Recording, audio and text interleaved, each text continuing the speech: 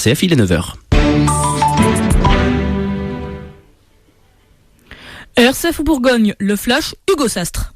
Bonjour à tous, Dijon est la meilleure ville dans le nord-est de la France selon l'Express. Pour le magazine, les statistiques de la délinquance sont flatteuses à Dijon, les transports en commun offrent un excellent niveau de prestation, des prix dans l'immobilier que le journal estime raisonnables, ou encore un taux d'ensoleillement plus important que les autres villes de la région.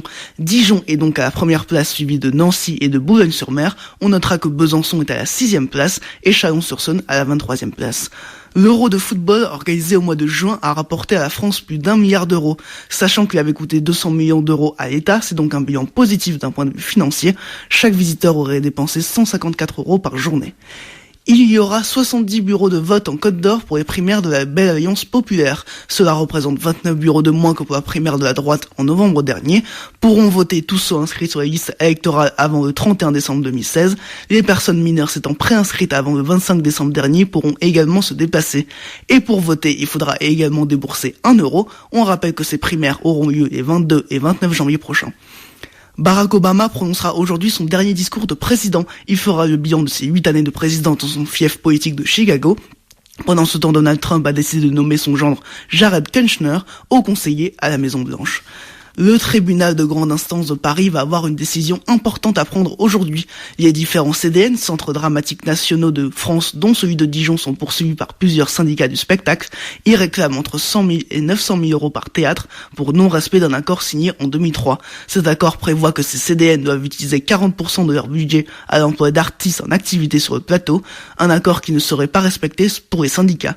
En interview chez nos confrères du bien public, Benoît Lambert, le directeur du CDN de Dijon, affirme qu'on lui demande près de 700 000 euros, une somme qui pourrait conduire au dépôt de bilan.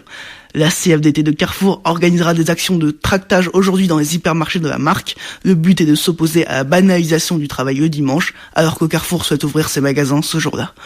Pendant ce temps, la CFDT a signé un accord avec Renault. Le temps de travail pourra être augmenté d'1 heure par jour en période d'activité haute avec limite de 8 jours par mois.